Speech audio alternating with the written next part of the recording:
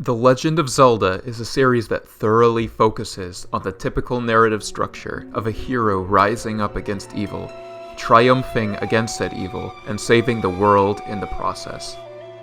However, there is a lot more to be said about the archetypal hero's journey than one might think. The Legend of Zelda is a series rife with rich symbolism that carries its stories along. Symbolism is one of the greatest parts about the Zelda series because we can learn so much from it. Not only can we learn about the world of Zelda through its symbolism, but we can learn a lot about our own world as well. There is one Zelda game in particular where I believe the symbolism pertaining to the hero's journey is more rich than any other, and that is Skyward Sword. Skyward Sword was once what could be described as a black sheep in the Zelda community. However, it has grown to be much more appreciated given the release of Skyward Sword HD last year. Skyward Sword conveys a crucial philosophy for life, given its heavy focus on storytelling. Through its nuanced narrative and symbolism, The Legend of Zelda Skyward Sword implicitly communicates to the player that in order to live a full and meaningful life, we must strive to embody the hero archetype that has existed in the human psyche for multiple millennia. As Skyward Sword puts it, this is a story that humans have told for many ages, generation to generation. In this video, we will be covering the way Skyward Sword, through its hero archetype and Link, teaches us how to live a meaningful life.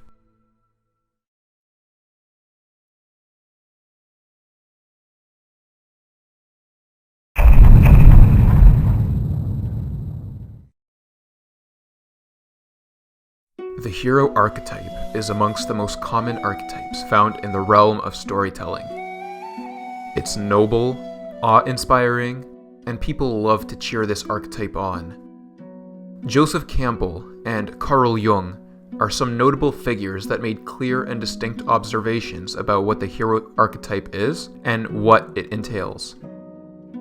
The hero archetype is a way of describing someone that possesses noble qualities: courage, wisdom, chivalry, a staunch opposition to evil, and so forth. Essentially all the qualities that you'd find attached to a hero. These descriptions match Link's heroic personality perfectly, but the similarities do not end there. They go deeper than this, in that there is always a roughly similar journey the heroes of the greatest, most nuanced stories embark on. Usually a hero will begin by first, through some means, making a descent into the underworld. The underworld is a metaphor for a place riddled with evil, chaos, and death. He will then adventure to those places where he least wants to look. The meaning behind this idea is that oftentimes, the things people wish for are to be found in those places where they do not wish to look. This idea is quite abstract, so let me offer an example. If a hero is pursuing a stash of gold, where might that gold be found? In the lair of a dragon. No one wants to wander into the lair of a dragon. But if a hero wants that valuable stash of gold, they will need to voluntarily confront the dragon, sword in hand. This brings us to the next stage in the hero's journey, which is to face evil and tyranny. A hero must fight with every ounce of their strength, and then some, in order to have a chance at winning. If the hero survives, he would go on to retrieve something of extraordinary value, and then make his return to the light. The last step of this process is to share whatever the hero had retrieved, that is of extraordinary value, with everyone else. This hero's journey is the exact kind of journey Link goes on in Skyward Sword, and it is a crucial component for understanding the rest of this video.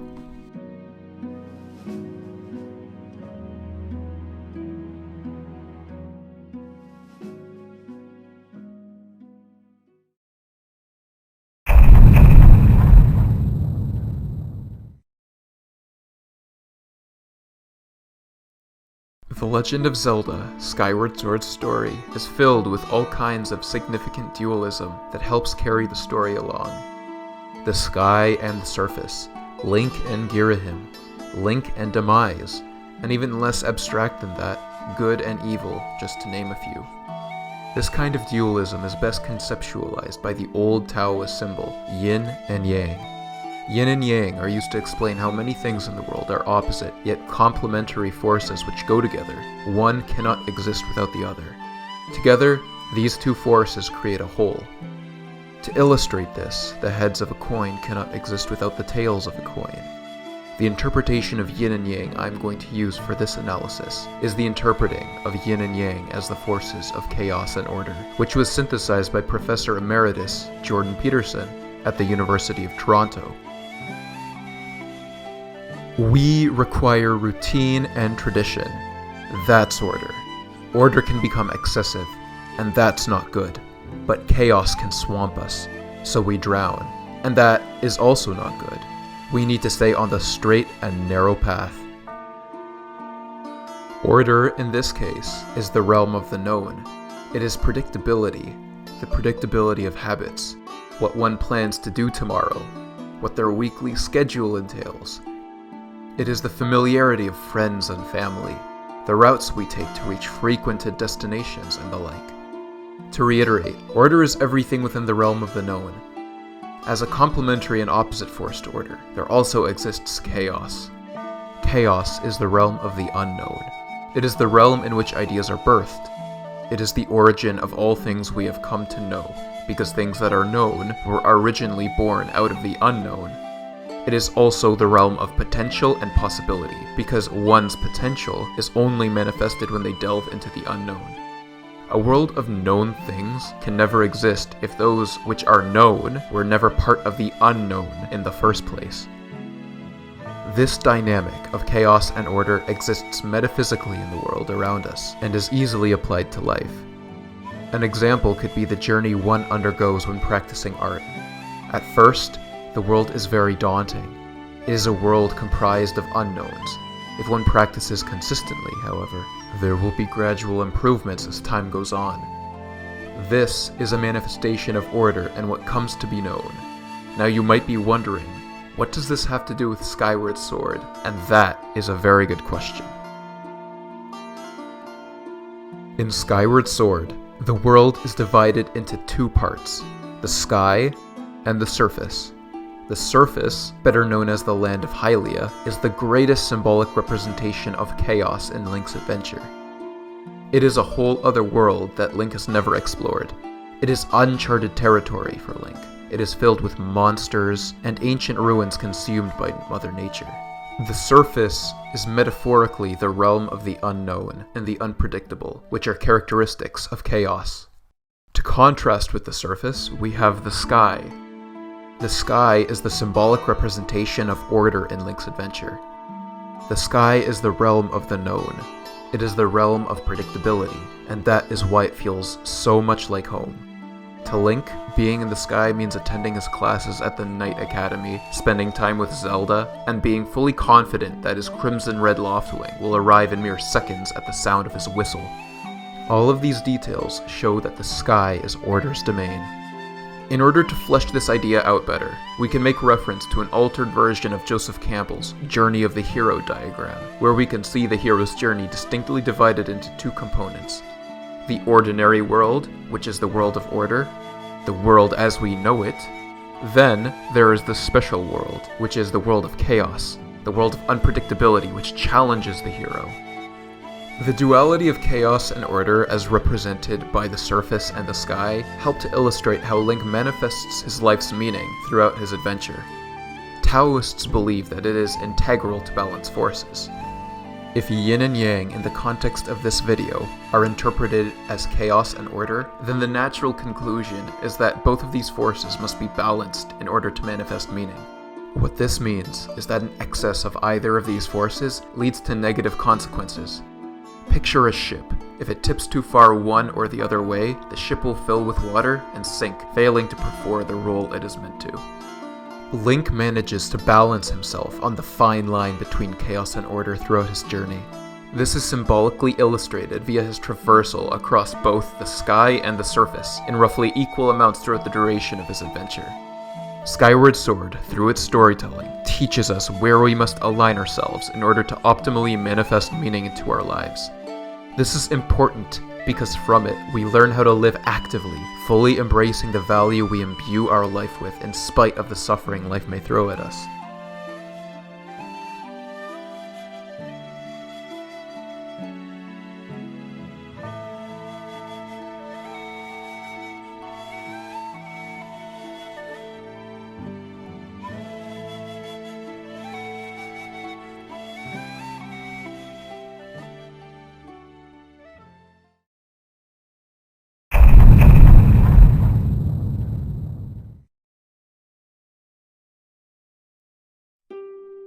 Skyward Sword tells a story that has always been an integral part of not only human nature, but human societies and civilizations. This story, as mentioned earlier, is one about the archetypal journey of the hero story, and Skyward Sword tells this narrative in a nuanced manner, largely due to its symbolism present throughout the adventure.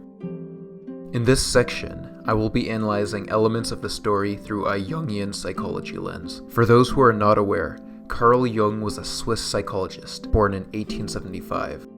He was invested in the school of thought of psychoanalysis. He is one of the largest influences on our understanding of personality psychology today. Furthermore, he founded analytical psychology as one of the discipline's branches. This lens will aid with our analysis of some of Skyward Sword's most nuanced symbolism. During the humble beginnings of Skyward Sword's story, Link pulls out the goddess sword from its pedestal within the statue of the goddess, which is profoundly symbolic for a number of reasons. The goddess sword Link pulls out represents discrimination predicated on the possession of key virtues. What might these virtues be? Because it's Zelda, it can be reasonably assumed that power, courage, and wisdom are the virtues required. Link possesses all three of these virtues, as well as the spirit of the hero, which is why he was able to pull the goddess sword out of its pedestal. This means that Link has voluntarily accepted to carry the responsibility needed to wield the goddess sword. This brings me to my next point. It is clear that responsibility is an integral part of Link's quest. Throughout history, many philosophers and psychologists have noticed that responsibility fuels meaning, and in some sense, the amount of responsibility one adopts is roughly proportional to the amount of meaning one manifests. Viktor Frankl, a psychologist and philosopher from the 1900s, was a more contemporary figure who touched on this. In his book, Man's Search for Meaning, he iterated that the search for meaning is the most fundamental motivation in a person's life. He also pointed out that every individual's meaning is so unique that the search for meaning must be completed by the individual alone. It becomes clear that Skyward Sword communicates this very same idea. Recall the silent realms that Link must overcome in order to grow his spirit. Fi always mentions that she cannot join him into the silent realm because it is a trial that must be completed by him alone. Even outside of the Silent Realms, Link is the one doing most of the work, which plays into how he has adopted immense responsibility to not only save Zelda, but to save the entire land of Hylia in the process from calamitous subjugation. There is even more symbolism at play here. Link pulls out the goddess sword for the very first time while inside the statue of the goddess. The statue of the goddess being a reference to Hylia herself. The goddess Hylia is a divine, motherly, and feminine figure. This bears a striking resemblance to the Great Mother archetype. The Great Mother archetype is a feminine deity who is the arbiter of the unknown, of unexplored territory, and of experience. It is a symbol for birth and creativity, two ideas that deal with bringing things from the unknown into the known. It contains all creative and destructive forces, because everything begins and ends with the Great Mother. It is not only the origin of everything known, which were once unknown, but every being we come to know was originally birthed of the Great Mother. This is why the Great Mother is linked to the idea of chaos mentioned earlier. This connection to chaos, what is not yet known, is why the goddess sword is housed within the statue of the goddess, with the goddess Hylia being a symbol for the Great Mother. Only one with a firm resolve to voluntarily confront chaos, evil, everything that encompasses the unknown, will find themselves attempting to pull the goddess sword out of its pedestal. This is significant because it communicates the importance of taking up meaningful responsibility to the player, and it teaches this lesson through arguably the most interactive Zelda game to date. This idea of responsibility can be likened to Skyward Sword's use of the word destiny. Characters throughout Link's journey use destiny as a way to describe seemingly predetermined events. One example of this is found at the beginning of Skyward Sword. When Link first encounters Fi within the statue of the goddess, Fi says, "He shall be burdened with the task of abolishing the shadow of apocalypse from the land. Such is his destiny." This line of dialogue describes voluntary confrontation of evil, and as mentioned, it can be likened to responsibility. The reason destiny can be likened to responsibility is the fact that both concepts are intended to liken the future to a determined and predictable set of events. The more responsibility one adopts and consistently adheres to, the less likely they have to worry about the future. This is one and the same idea as Link having to adhere to his own destiny in order to save Zelda, and consequently, the world. People make the world a better place when they adopt responsibility, just like Link does in the land of Hylia. In the next part of this analysis, we will focus on the role many of the deities and spirits play in Skyward Sword. Throughout his adventure, Link is offered guidance by a number of deities and spirits. Traditionally, in many stories throughout human history, the hero is guided by some sort of deity, largely early on in the hero's adventure, in order to compensate for any weakness or inadequacy. Some historic examples can be found in the stories of Greek mythology. Perseus was guided by Athena, and Theseus was guided by Poseidon. In Skyward Sword, this dynamic can be found in Phi, seeing as she is the spirit which resides in the goddess sword. However, this dynamic can also be found through many other relationships Link has with spirits and deities as well, such as the three dragons and Levias. These deities are integral to the success of Link's journey. He is guided by these deities in order to accomplish important tasks, such as reaching the surface's dungeons, learning the song of the hero, and so forth. Without these deities, Link would not be able to save the world as he usually does. According to Jungian psychology, the deities and spirits which exist in our own stories and psyches are symbols to help explain different stages of life. In Skyward Sword, Link is 17.5 years old, as confirmed by Hyrule Historia. It makes sense that throughout Link's adventure across the land of Hylia, he would be aided by a number of different spirits and deities, so this help can be seen as his transition to full maturity. This would explain why, by the end of his adventure, Link possesses immense power and is able to pull off feats like defeating Girahim at full power in a duel, and defeating Demise all on his own. The reason this is important is because it helps illustrate how Link matures to become the hero he is, just as people learn to mature and strive to become the best version of themselves. As people mature, they make mistakes. They lack the complete strength necessary to make the changes they wish to make, but they keep pushing for a level of maturity that will grant them the strength and discipline needed to diligently succeed in life. This similarity makes Link in Skyward Sword an inspiration to players, which positively impacts lives and consequently the world.